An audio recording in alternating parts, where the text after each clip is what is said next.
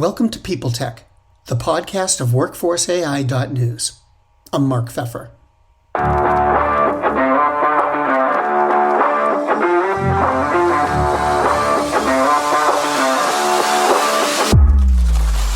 Today, I'm speaking with Rolf Illenberger, the CEO of VRDirect. Their tools allow businesses to create and share virtual reality projects without needing the requisite technical skills.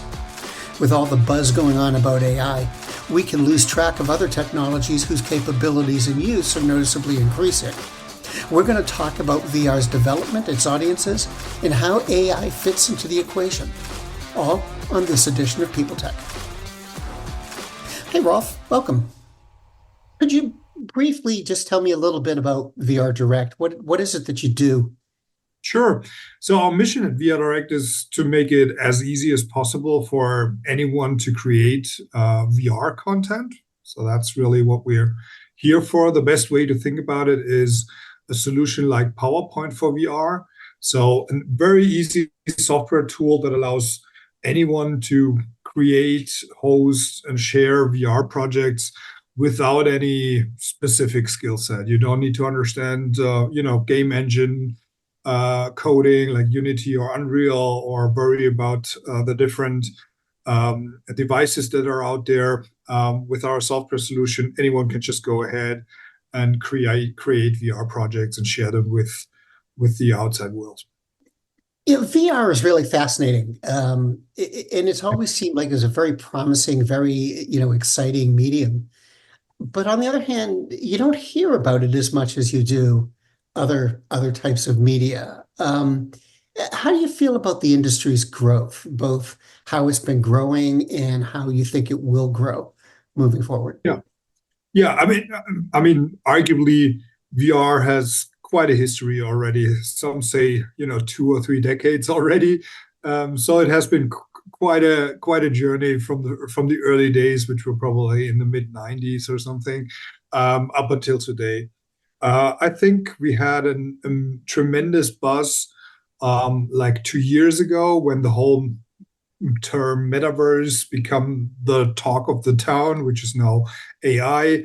But if you remember, like the last buzzword was metaverse. So we had times where this was all over the news and all about all over people's opinions.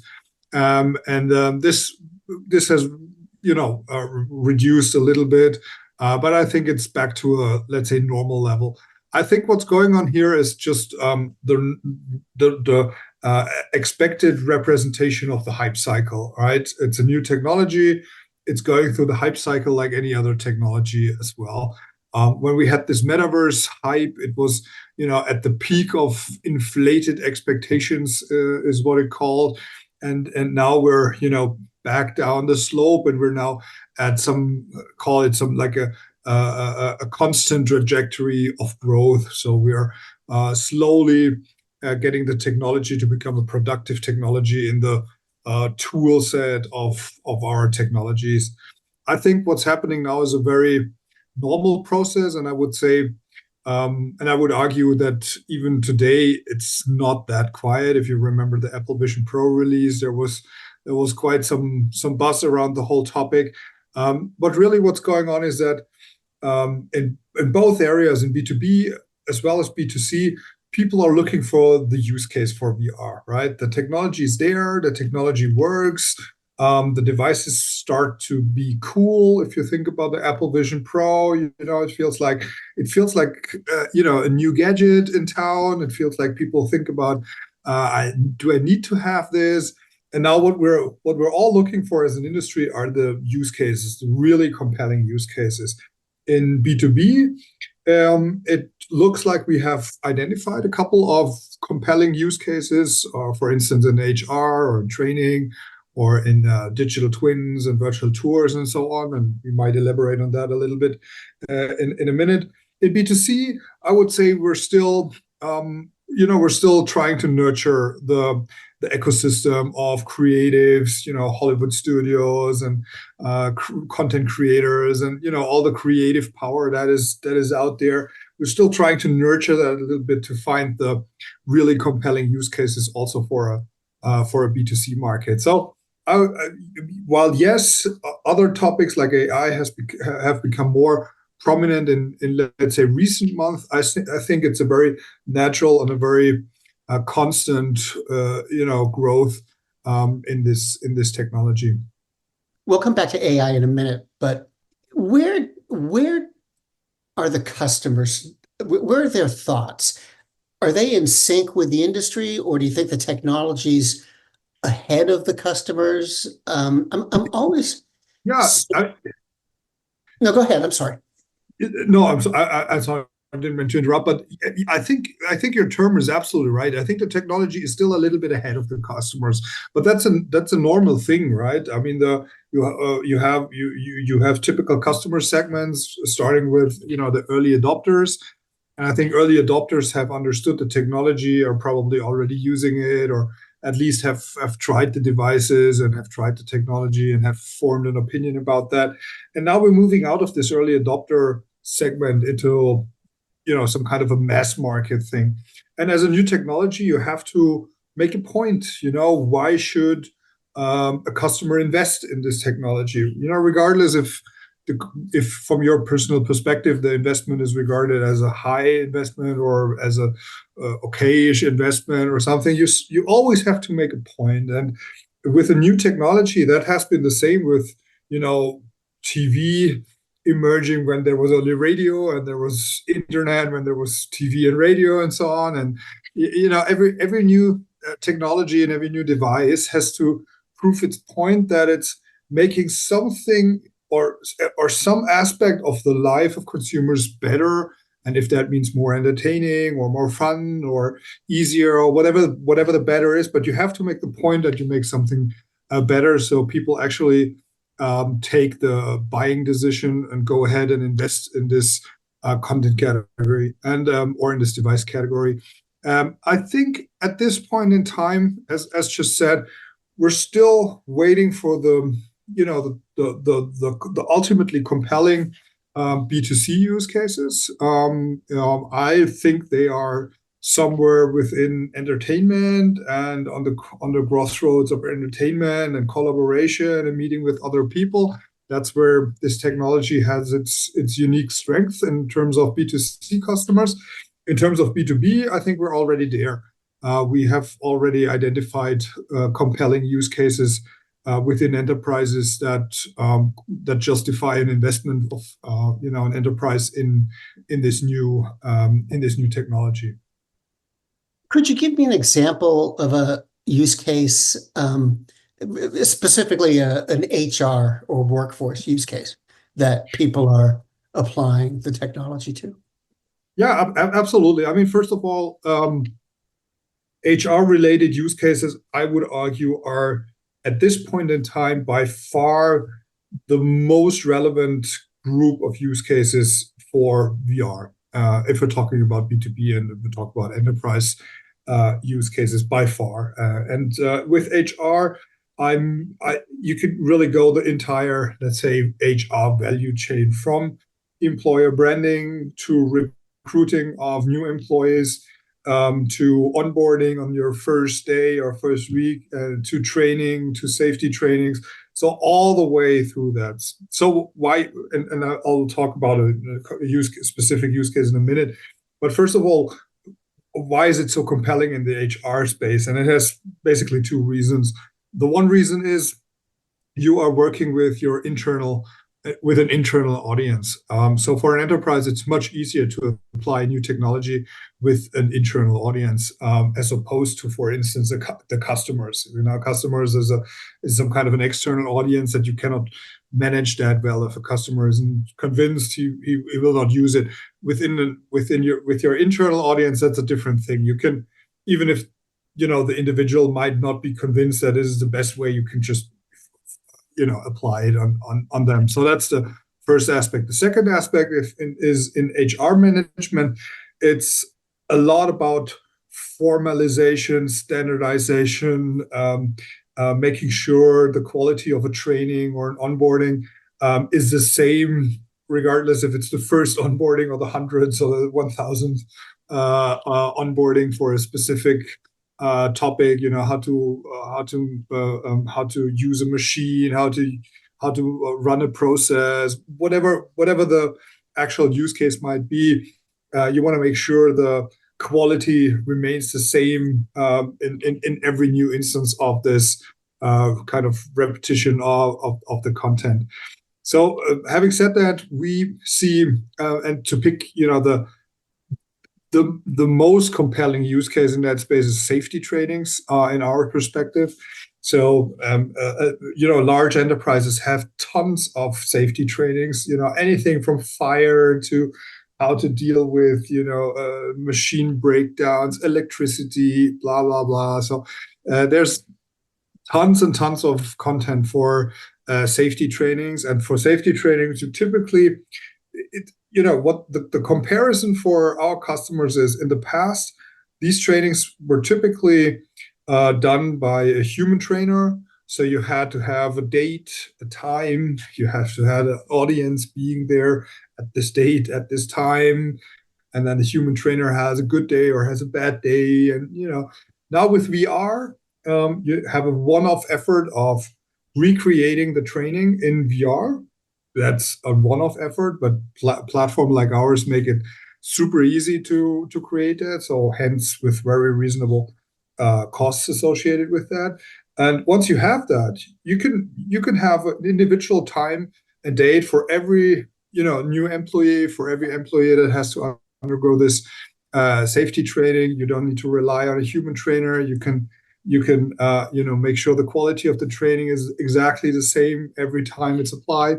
And so there's lots and lots of benefit that you can actually measure as an HR department, and that's why so many HR departments and so many use cases in the HR space are now being developed and created for VR. You mentioned before the metaverse, and a couple of years ago, it was sort of the big thing that was being discussed. And it seems like every couple of years, something like that comes out, specifically regarding, virtual reality or augmented reality. And it never lives up to the hype. The metaverse was supposed to basically change the world. It didn't. Does that get in your way? Does it make your job harder to convince people to use tools like yours? Yes and no. I mean, the hype cycle, as I referred to earlier, you had the same thing with blockchain. That was the hype cycle before, and now we have the AI hype cycle. The AI thing will go through exactly the same. It has inflated expectations at this point, and there will be some kind of a readjustment also on the AI topic in the next weeks and months. So I think to some extent it's a normal thing. I would look at it more from another perspective. A technology that has not gone through the hype cycle is still very far away, right? So a topic that has gone through this hype cycle is at least at a point that a wider audience, an audience beyond the early adopter, beyond the tech nerds and so on, are starting to get aware of. And I, as someone who's in this industry for more than a decade, I'm super happy that everyone out there is now aware of VR technology. I mean, I would argue that after this whole metaverse hype thing, there's almost no one out there who doesn't have an opinion about VR or VR technology. A lot of people have had their first encounter, had the first situation to try it. They might not be at the point that they're 100% convinced that it's something for them or it makes sense at all. But you have a starting point for any further discussion and further development. And now it's a task for us in the industry to talk to managements of enterprises to showcase them use cases to prove the KPIs that this technology makes sense in order to convince B2B. And in the B2C space, I think we should be realistic. The B2C space is still maybe one or two iterations, device iterations away. If you look at the Apple Vision Pro and the price tag of an Apple Vision Pro, we're talking 3.5 for $4,000 for a device. That's not a mass market price point, right? That's an early adopter price point. That's a price point to nurture the ecosystem, not to convince mass market audience. So I think in terms of B2C mass market, we're still probably a year and a half away from the real start of some kind of a B2C mass market. In B2B, we're already there. In B2C, there's still have to take a bit of a time. Now, what about AI? Is AI the kind of technology that you or your competitors would use somehow, and how would you use it? Yeah. So to start with, AI is obviously I mean, that's not my opinion. Everyone's aware of this. It's a extremely powerful new technology, if you want. It will change so many things in our lives and in the way we do business and the way we do computing or programming and so on. And some people argue, especially some people that look at the annual reports or the reports for Meta, and then they're like, yeah, Meta has moved away from metaverse and is now focusing on AI, or so these kind of where you have this, it's either AI or metaverse or AI or VR. And I think that's totally wrong. I think if you look at the future of computing and the future of technology, metaverse as the umbrella, VR being a part of that, AR being a part of that, spatial audio being a part of, that's the user interface, right? So the term metaverse to me describes mostly the user interface, the way humans will interact with technology. While AI is a technology behind the scenes, it will be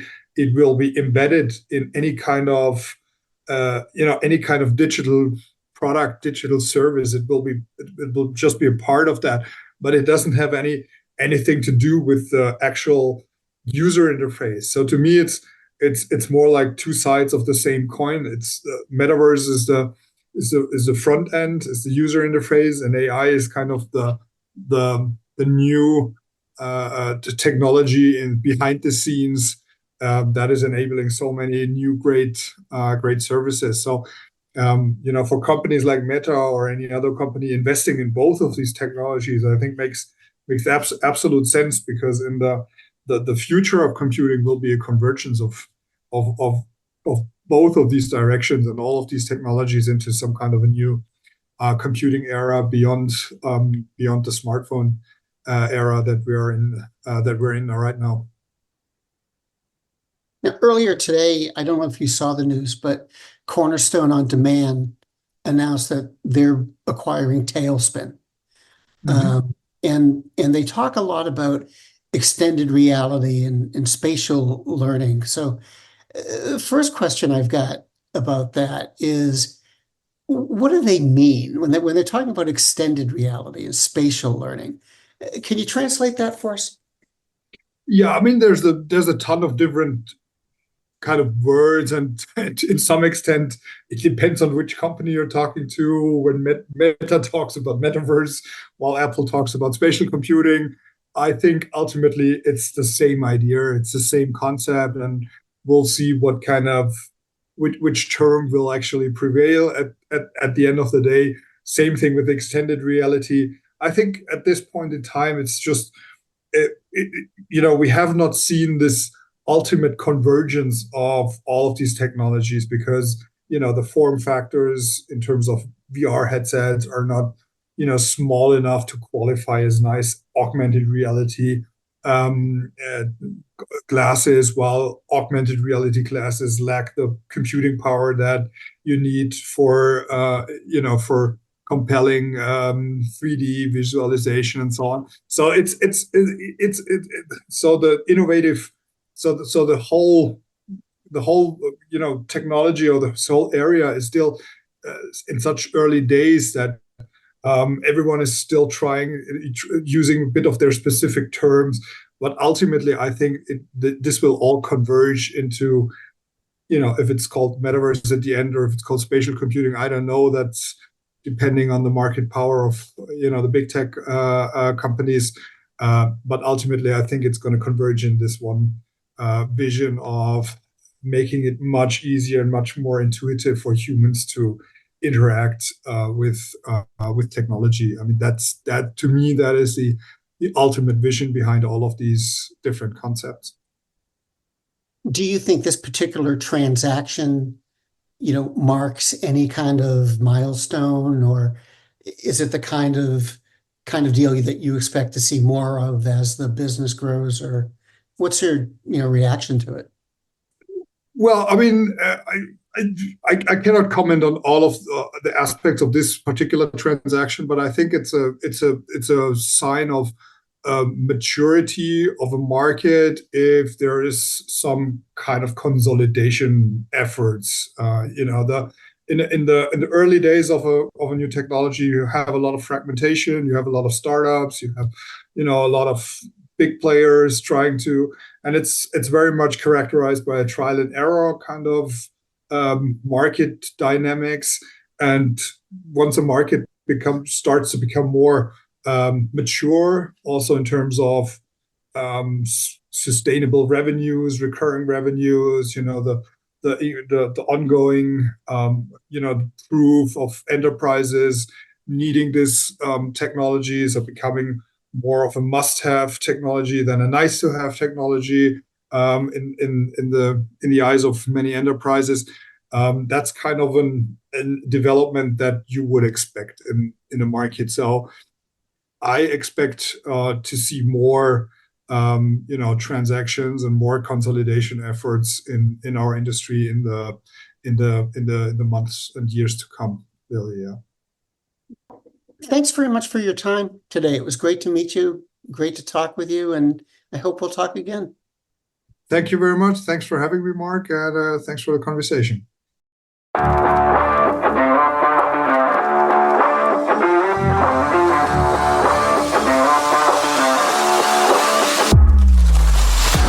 My guest today has been Rolf Illenberger, the CEO of VRDirect.